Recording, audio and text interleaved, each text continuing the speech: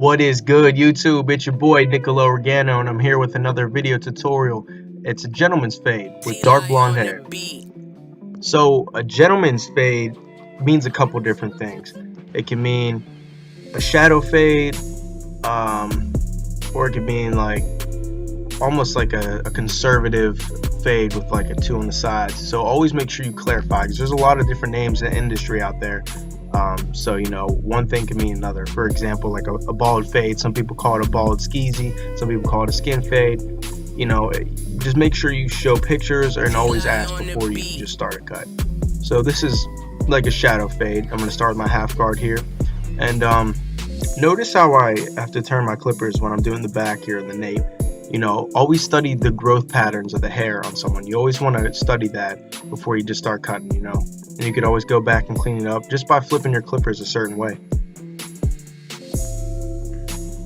And I'm using my Cordless magic clippers by Wahls. They're super lightweight and durable. I had a little brief review on that on my channel, so you go check that out when you get a chance. Definitely recommend them, especially if you're a traveling barber. You know, you have to worry about cords getting tangled up and all that. So now we have our region that's at a half guard. So now from here we're going to go follow up with the 1 closed, and this will vary with the clippers. So if you have Andy's clippers, it's going to be different. The guard's a little different. I think your half guard is a different number, so I'm not too familiar with that. So if you have an Andy's clipper, you would have to follow up with the sizes compared to the Wahls, so kind of disregard it. But you'll still have the same steps with fading. So once I have the 1 region, I'm going to follow right up with the half guard all the way open.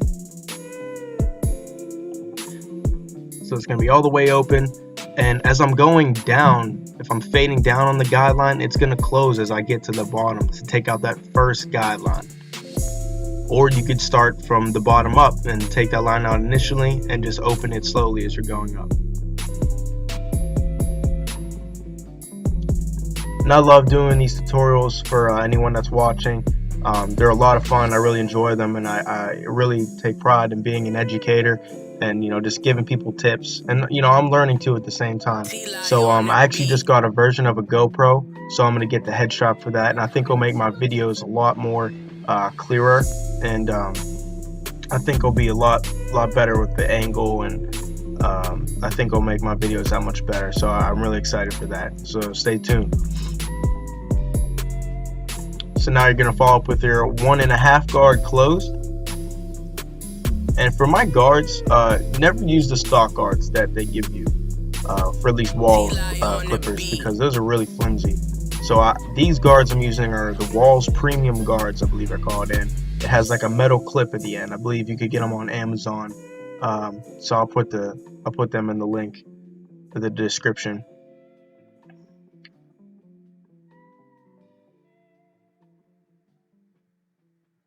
So I'm going to have the 1 guard all the way open. Just go over that guideline that you put with the 1.5. And you can't really see as much, but I'm closing that blade, man. I'm going back, cleaning up an area. I'm just simply closing the blade a little bit more as I'm going down the fade. And you'll see at the bottom, the very bottom of the guideline, I'll have the blade all the way closed. You take that out.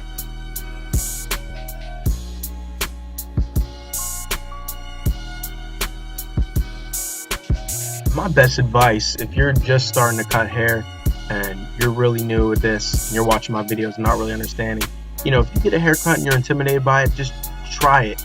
Try every style you can, and you know, you're gonna mess up. It happens. You have to fail to succeed. You have to learn from your mistakes. So please try everything you can. That's really how I learned, how I got better at my haircuts, and you know, just repetition, and you'll get there, man, I promise. So I'm gonna just go here with clipper over comb, and when I'm doing clipper over comb, you always want to have the true 1, or the blade all the way open with no guard on it. Kind of gives you a little bit of room for error, I guess. But I'll always follow up with shear over comb and clean that up. So you could you pretty much, you swipe across in clipper and comb to take down bulk, and then you could swipe up with the clipper to clean up anything, as you'll see me do here.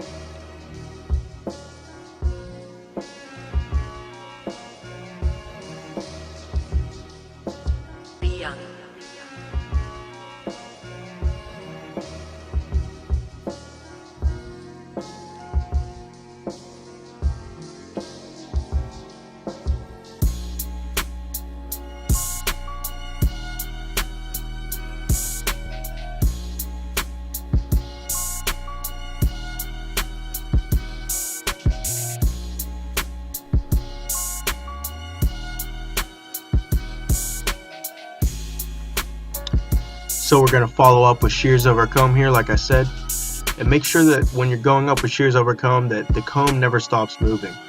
If the comb stays still and you're still cutting the hair while you're in shears over comb, you're just going to create another line. So always want to keep the comb moving and pushing up as you're cutting.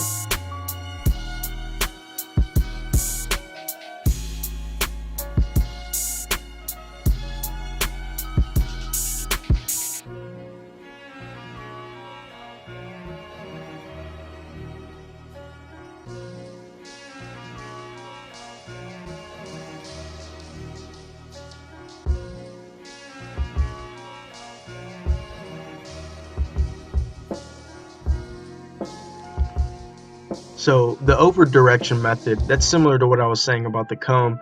You're going to lift the hair from where it naturally falls.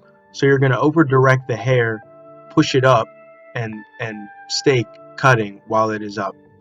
And that's more for when you're, when you could do, when you're just cutting with shears and you're doing shear work, or any like shear over comb. It's pretty much the same thing. You want to over direct the hair from where it naturally falls.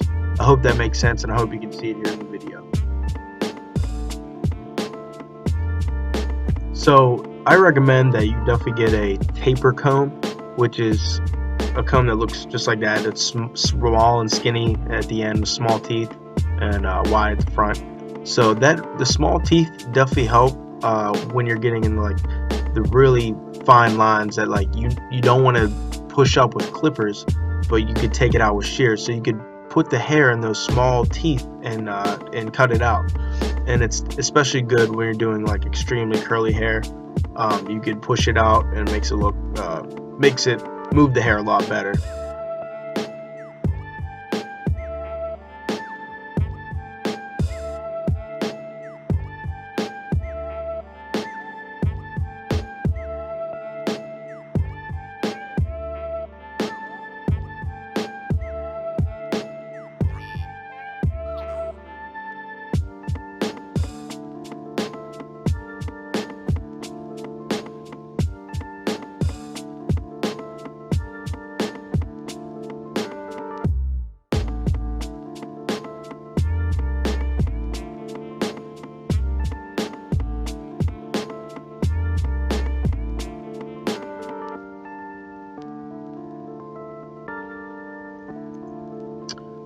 So keep in mind when you're doing shear work and you're asking, how much they want off the top.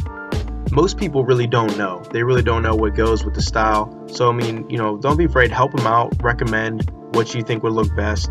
And if they start using their fingers and saying, "Oh, I want this much off," like they think like a half inch could be like a whole inch or whatever. Just keep in mind like hair grows about an inch every month. So if they weren't in for a month, they're at least needed an inch off. So, keep that in mind. Definitely go with the style that they're going for. Listen to them, but don't be afraid to recommend something too.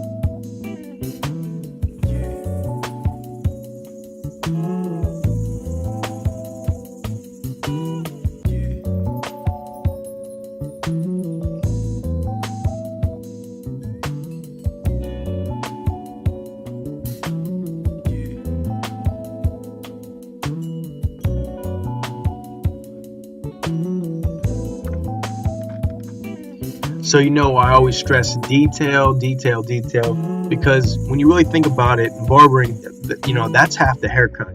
You'll get through your guidelines and your basics, and half the cut is really just detailing. So always make sure you go back and clean something up that you see that might look better. Like, oh, it'll just improve the haircut that much more, as you can see I'm doing here.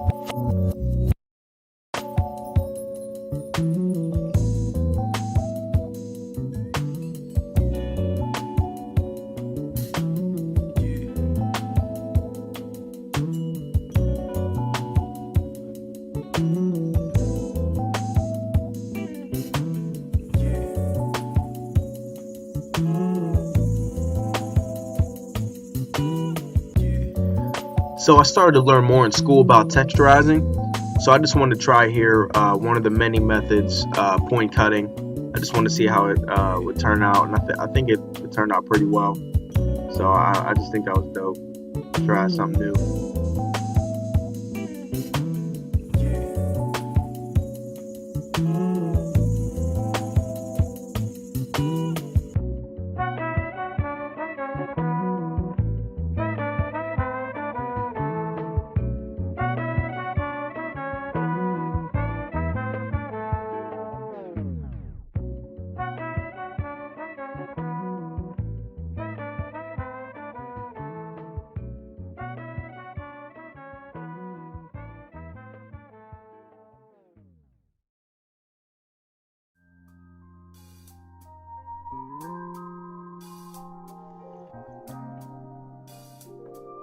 So I'm going to line them up here with my Wahls detailers. I like the Wahls detailers. They're a nice little go-to. I do like my Slimline Pros too, but these have a little bit of modified blades on them. I guess they're extra sharpened, not zero gap. As you can see, like, I'm not pressing on his skin too hard, and it's not gonna cause his skin to irritate. Because if the blade was zero gap and I was hitting his neck, it probably would cause it redness and irritation. But I think they're a good go-to. And because this is a gentleman's fade and it's pretty low, and for his hair color, I think it looks better personally to taper it out rather than lining them up. But you always want to still make sure that you ask your client and make sure that that's what they want.